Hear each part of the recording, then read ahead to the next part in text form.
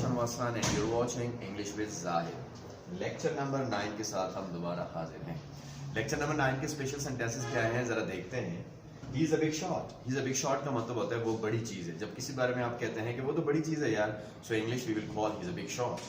The next is he is a bass coin। he is a bass coin का मतलब होता है वो नकारा आदमी है। एक बंदा आप किसी बारे में डिस्कस कर रहे हैं, आप कहते हैं यार वो बंदा किसी काम का नहीं है, तो आप बोलेंगे he is a bass coin। The next is I wasn't born yesterday। was not का कंट्रक्शन है wasn't। So I wasn't born yesterday का मतलब ये है कि मैंने कच्ची गोलियां नहीं खेली, मतलब मैं कल नहीं पैदा हुआ, मैंने भी बहुत कुछ करके रखा है। The next is your wish is command to me। आपका हुक्म सर आंखों पर। Cut your coat according to your clothes। मतलब cut your coat according to your clothes हम उर्दू में कहते हैं चादर देखकर पाँव फैलाओ। The next is nearer the church free from God। nearer the church free from God, church के करीब लेकिन गॉड से दूर, तो हम कहते हैं चिराग तले अंधेरा। Give the devil his due। शैतान को भी उसके बकाया जात दो, तो महावरतन हम कहते हैं दुश्मन से भी इंसाफ। को कन्वर्सेशन के अंदर ये सेंटेंस यूज करना पड़े कि दुश्मन को भी इंसाफ दो, तो आप बोलेंगे इंग्लिश में give the devil his due। Me and my big mouth। me and my big mouth का मतलब होता है मैं तो बोल के फंसा। जब आप कोई बात करते हैं ना तो आप फंस जाते हैं, तो आप कहते हैं मैं तो बोल के फंसा। In English we will say me and my big mouth। The next sentence is live and let live। live Jio and let live जीने दो, हम कहते हैं ना जियो और जीने दो, so in English we will call let and let live। अच्छा जी, आप चलते हैं आज के इडियम्स की तरफ। पहले आज के इडियम्स को देखते हैं और फिर उसके बाद वोकैबुलरी को पढ़ते हैं और फिर उसके बाद हम स्ट्रक्चर की तरफ जाएंगे। इडियम्स को देखें। Birds eyes views. Birds eyes views का मतलब होता है सरसरी निगाह। जब आप कहते हैं ना कि उसने मुख्तसरन देखा, मतलब सरसरी निगाह डाली, सो इंग्लिश में हम उसके लिए एक इडियम यूज करते हैं और वह है बर्ड्स आइज व्यू। हम ये भी कह सकते हैं have an half eye. Have an half eye का मतलब यही होता है कि सरसरी निगाह डालना। From the scratch. From the scratch का मतलब होता है इब्तिदा से। From the scratch we should struggle. हमें इब्तिदा से स्ट्रगल करनी चाहिए। A dog and cats life. Dog and cats life का मतलब होता है झगड़ालू जिंदगी।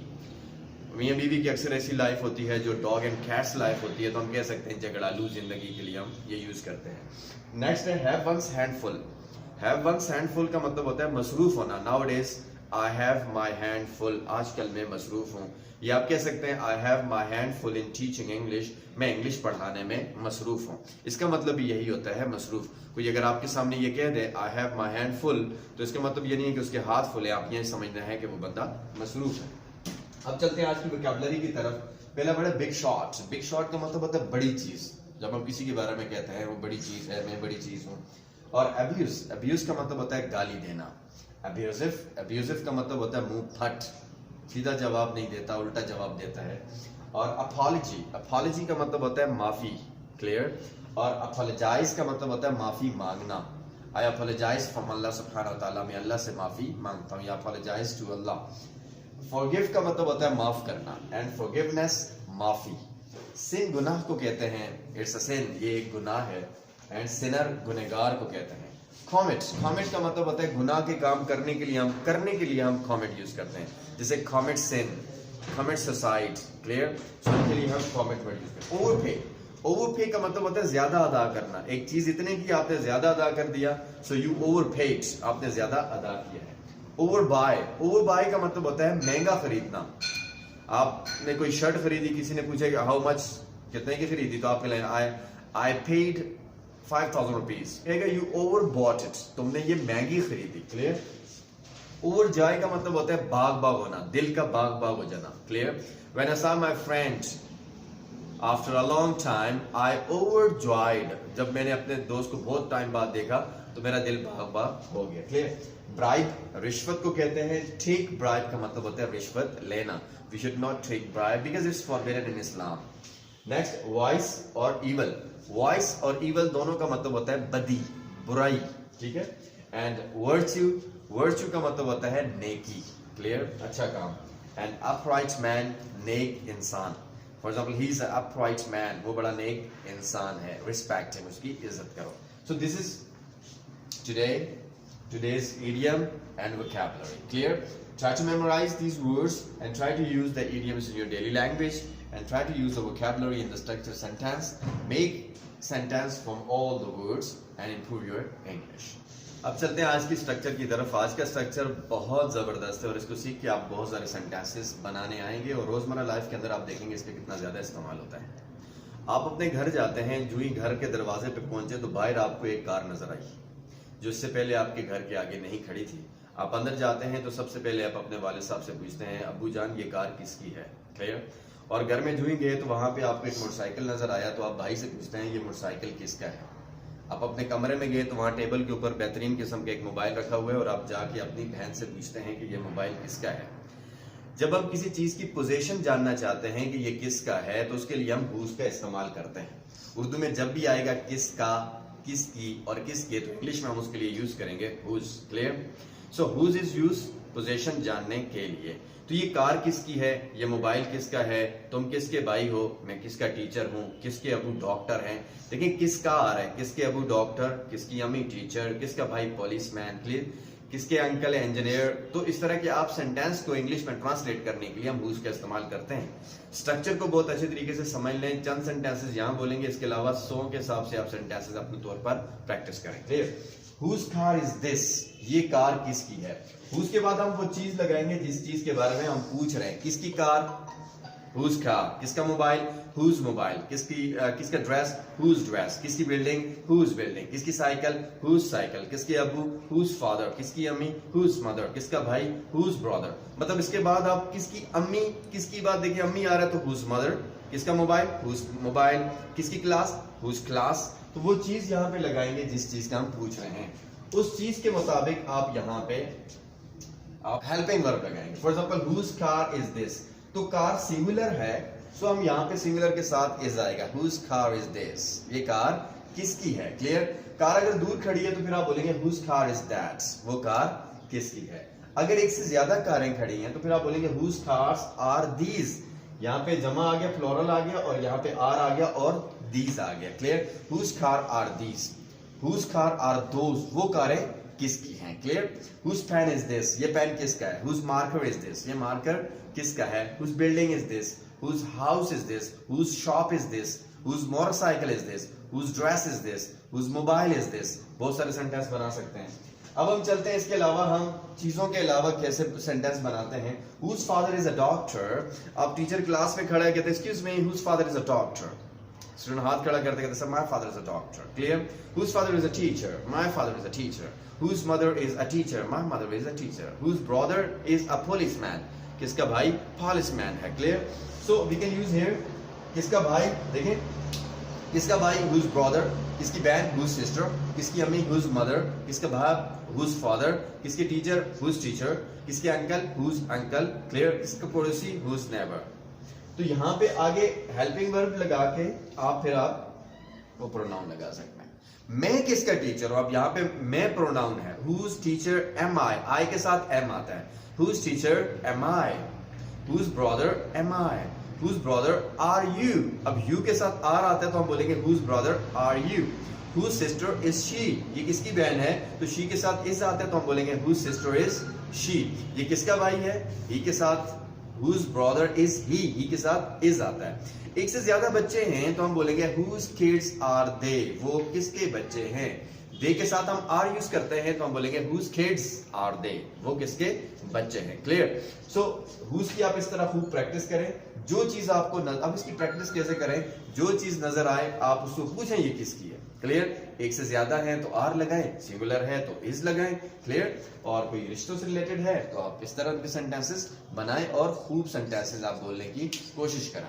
क्लियर। अब देखिए फॉर एग्जांपल आप कहते हैं हुज कार इज दिस, इसका आंसर भी होगा क्योंकि इट्स अ क्वेश्चन, ये एक सवाल है तो आंसर आप क्या बोलेंगे, वेल इट्स माइन। बस well it's mine, it's yours, ये तुम्हारी है, इट्स हर्स, ये उसकी है। अगर आप इसके बाद कार को मेंशन नहीं करना चाहते तो आप बोलेंगे it's his, it's hers, it's yours, ठीक है, इट्स देयर्स और it's ours, it's Ali's. Short answer देखें, whose car is this, whose car is this. अब कार भी खड़ी है, साथ आपके अबू भी बैठे हैं और एक अंकल जी भी बैठे हुए हैं, तो आप जाकर हुज कार इज दिस, तो अंकल बोलते हैं इट्स माइन, ये मेरी है। वो साथ वाले की तरफ इशारा करते हैं, बोले इट्स हिज। अगर लड़की है तो इट्स हर्स, ये हम सब की है तो बोलेगा इट्स आर्स, तुम्हारी है इट्स योर्स, उनकी है इट्स देयर्स, अली की तरफ इशारा करके बोलेंगे तो इट्स अलीज, गॉट इट। तो शॉर्ट में आंसर आप देंगे ये मेरी है, ये तुम्हारी है, ये उसकी है, clear. It's Ali's car, got it, ये अली की कार है। So we can reply any question, खुद क्वेश्चन पूछें और खुद जवाब दें, खुद बोले whose doctor, whose father is a doctor, खुद आंसर दें Ali's father is a doctor. Okay, whose uncle is an army officer, well Ayesha's uncle is an army officer. खुद आंसर दें इस तरह के अगर आप 50 क्वेश्चन बोले और खुद आंसर दें तो हुज आप क्लियर कर जाएंगे इंशाल्लाह, क्लियर। अब इससे रिलेटेड एक टंग ट्विस्टर है, हम ऑलरेडी आपको बता चुके हैं कि टंग ट्विस्टर ऐसे सेंटेंसेस या वर्ड्स को कहते हैं जो मुश्किल से जबान पे चढ़ते हैं और उनकी प्रैक्टिस करने से आपकी रवानी आती है, क्लियर। सो आज का टंग ट्विस्टर हुज से रिलेटेड ही है। हुज हैट इज दैट, वो टोपी किसकी है? That's Harry's hat, Harry name है, वो हैरी की टोपी है। दिस इज हैरी, ये हैरी है, एंड दैट्स इज दैट, और वो उसकी टोपी। Whose hat is that, that's Harry, this Harry and that's is that. यूं इसकी आपने प्रैक्टिस करनी है और आप इसको खूब बोलें, एक सांस में एक बार इस सेंटेंस को मुकम्मल करें ताकि आपकी रवानी बने और हुज की प्रैक्टिस भी हो जाएगी, क्लियर। याद करने के लिए स्टेप बाय स्टेप जाएं। Whose hat is that, whose hat is that, that's Harry is that, this is Harry and that's is that, clear. Step by उठा के आप इनकी खूब प्रैक्टिस। अब चलते हैं नेक्स्ट स्ट्रक्चर की तरफ। नेक्स्ट स्ट्रक्चर भी हमारे लिए बहुत इंपॉर्टेंट है। याद रखें, हम जो छोटे छोटे आपको स्ट्रक्चर बताते हैं तो आप इन स्ट्रक्चर्स को नॉन सीरियस नहीं लेना, आप इन छोटे छोटे स्ट्रक्चर की खूब प्रैक्टिस करनी है। जितने ज्यादा आपको ये स्ट्रक्चर आएंगे उतने ज्यादा आप इंग्लिश के सेंटेंसेस को बोल सकेंगे, क्लियर। तो हर एक स्ट्रक्चर को आपने खूब प्रैक्टिस में लेके आना है। कम से कम हर स्ट्रक्चर से 10 सेंटेंसेस लिखने लाजमी है। अगर ये 10 सेंटेंसेस आप राइटिंग में नहीं लेके आएंगे, ये स्ट्रक्चर कभी भी आपके माइंड से स्किप हो सकता है। अगर आप 10 सेंटेंस लिख लेते हैं तो ये आपके माइंड में फॉर एवर फिक्स हो जाएगा। Whenever you require it to speak, you will speak, clear. आज का स्ट्रक्चर है that's not the way, that's not the way, ये कोई तरीका नहीं है। आपके सामने आपके छोटे भाई ने फोन आया, उससे फोन पे बात की, आगे से हेलो, हाँ जी, कौन जी, तो आप कहते हैं ये कोई तरीका नहीं है फोन पे बात करने का। इंग्लिश में कैसे बोलेंगे? That's not the way to talk on the phone. एक बंदा चल रहा है, आपकी तरफ चल के आ रहा है, छोटा भाई है, तो डगडग करके चल के आ रहा है, आप उसके कहते excuse me, that's not the way to walk, ये कोई तरीका नहीं है चलने का। बड़ों के साथ एक बंदा बात कर रहा है तो आप उसे कहते excuse me, that's not the way to talk with elder, कोई तरीका नहीं है बड़ों से बात करने का। आपका कजन है, छोटा है, खा रहा है, खा ऐसे रहा है अजीब तरीके से, तो आप उसे कहते excuse me, that's not the way to eat, ये कोई तरीका नहीं है खाने का।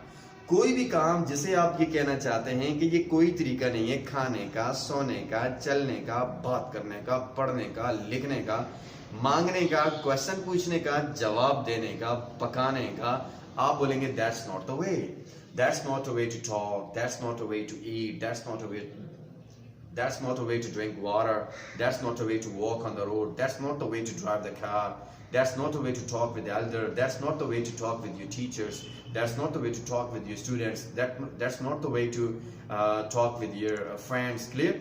टू के बाद यहाँ आप टू के बाद जो है वो वर्ब की फर्स्ट फॉर्म लगा दें, मतलब वो काम लगा दें, वो काम आप लिखें, जितने भी काम हैं, देखिए सारे काम कम कैसा, हर काम कम कह सकते हैं, ये कोई तरीका नहीं है, क्लियर, ये कोई तरीका नहीं है। इस तरह एक बंदा हंस रहा है, बड़े अजीब तरीके से हंस रहा है, हा हा करके, तो आप उसे कह सकते हैं that's not the way to laugh, ये कोई तरीका नहीं है हंसने का, क्लियर। कोई बंदा रीडिंग कर रहा है, कोई बंदा रीडिंग कर रहा है तो वो अजीब तरीके से रीडिंग कर रहा है, तो आप उसे कह सकते हैं that's not the way to read a book, ये कोई तरीका नहीं है किताब पढ़ने का, क्लियर। उम्मीद है आपको ये समझ आया होगा। आप इससे खूब सेंटेंस बनाएं और देखें कोई बंदा कोई भी काम कर रहा है तो आप उसको फिट करने की कोशिश करें और उसे ये बोलने की कोशिश करें कि ये कोई तरीका नहीं है ऐसे करने का, क्लियर।